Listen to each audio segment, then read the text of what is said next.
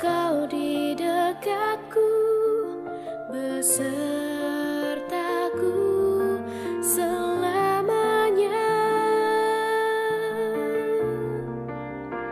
Oh, firman-Mu pelita bagi kakiku, terang bagi jalanku.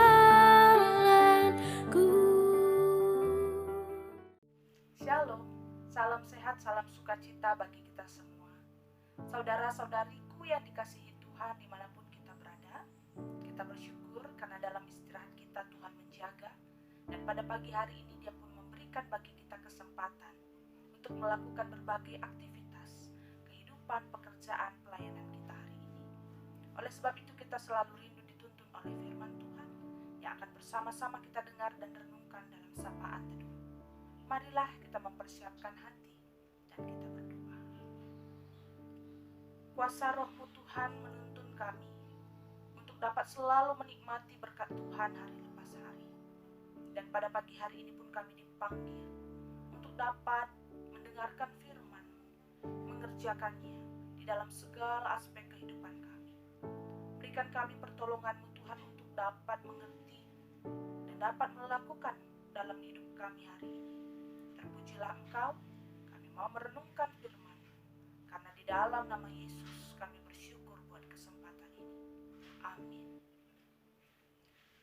Firman Tuhan dari Amsal 8 ayat 22. Tuhan telah menciptakan aku sebagai permulaan pekerjaannya, sebagai perbuatannya yang pertama-tama dahulu kala. Saudara-saudari yang dikasihi Tuhan, pasti kita pernah mendengar kata hikmat. Hikmat adalah kebajikan, kearifan yang dapat menuntun kehidupan menjadi lebih baik.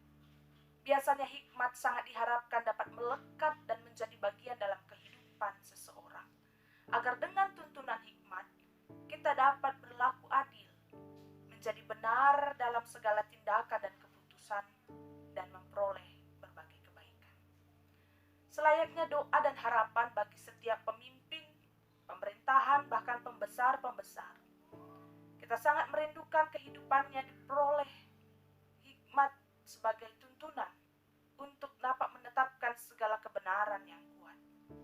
Walaupun kenyataannya saat ini, banyak sekali kehidupan yang secara pribadi mulai meninggalkan hikmat.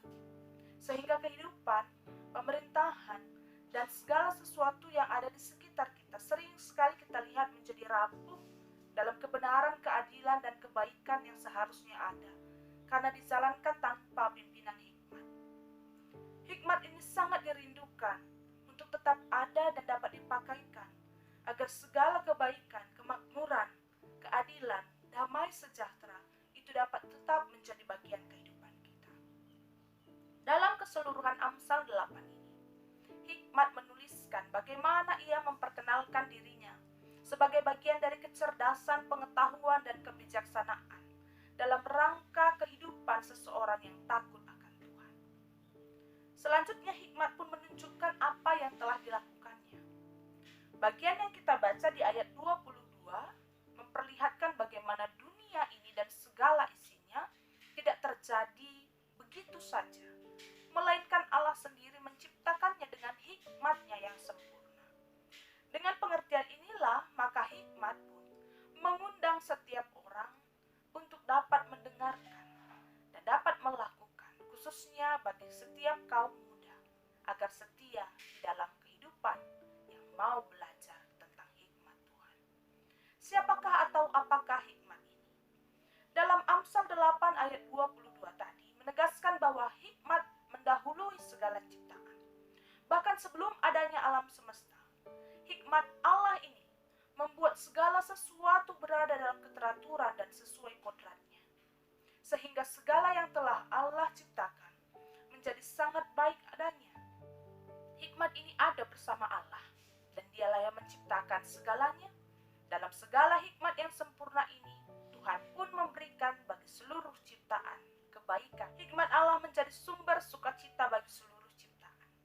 Selayaknya pentingnya sebuah pondasi dalam membangun bangunan agar kokoh, agar terpelihara. kehidupan setiap ciptaan pun, berdasarkan hikmat, kita dapat dikuatkan dan menjadi kokoh untuk menjalani kehidupan. Bagi orang-orang yang mencari, mendengar, dan menjadikan hikmat Allah sebagai nasihat yang menuntun kehidupannya, maka orang tersebut dikatakan sebagai anak-anak hikmat, mendapatkan berkat dan kehidupan yang berbahagia.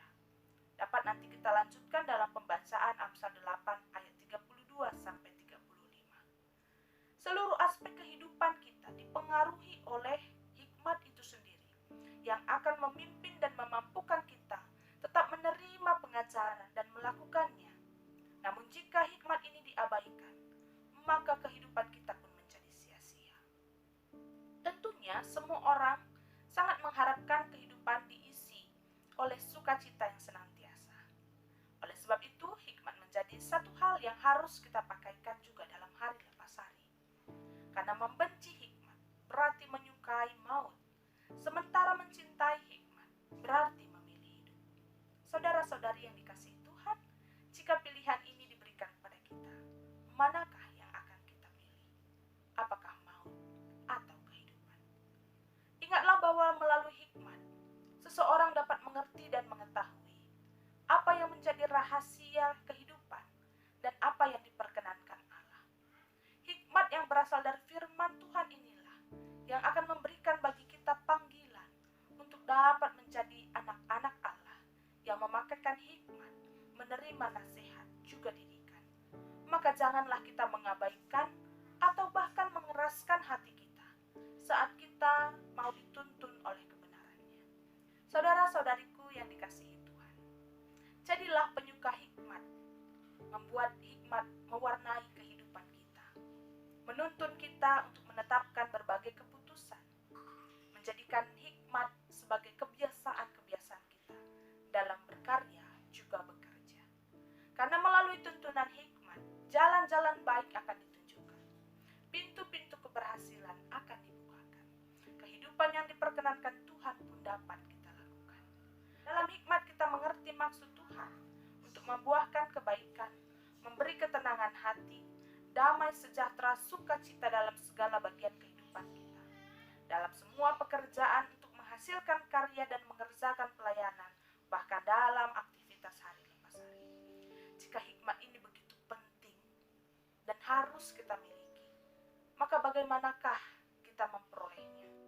Saat kita mau merenungkan firman Tuhan hari lepas hari, memberikan hati kita selalu rindu untuk setia dan mendengarkan, juga melakukan apa yang diperkenankan Tuhan dengan kerajinan yang tidak kendor. Hikmat Tuhan itu sendiri yang akan menolong kita untuk mencari dan menemukannya, karena hikmat ada bagi setiap orang yang merindukannya. Marilah saudara-saudariku yang dikasihi Tuhan, kita pakaikan hikmat Tuhan. Kita terus mau merenungkan, bahkan mencari kebenaran Tuhan, agar kehidupan kita dipenuhi oleh hikmat daripadanya. Marilah kita bersyafaat.